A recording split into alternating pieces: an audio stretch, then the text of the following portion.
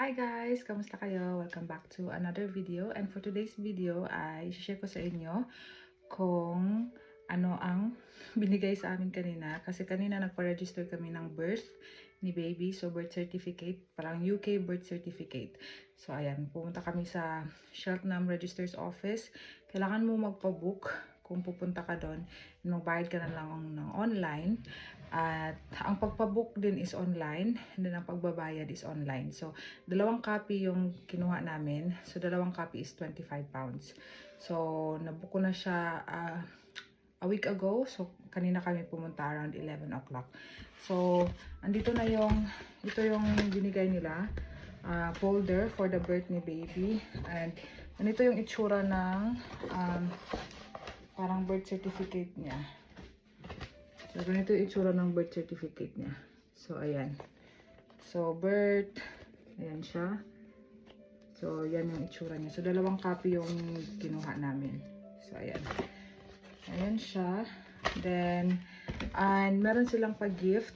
Ito, Book Start Baby. 0 to 1 ages. So, i-open na natin siya. Anong laman nito? Ayan. So, may mga pa-ganito sila, guys. Let's see kung anong laman niya. Okay. Libro. Nice. Mama, that's why book nakalagay. Libro. Book ba siya? Book Start Baby. Yun nga, Book Start. Peekaboo. As born baby's very first gift, the plug. Peekaboo na! Nice. Oh, yan siya, guys. Peekaboo. I see with the ball. You can move. Yes. So, ayan. Ang ganda niya, guys.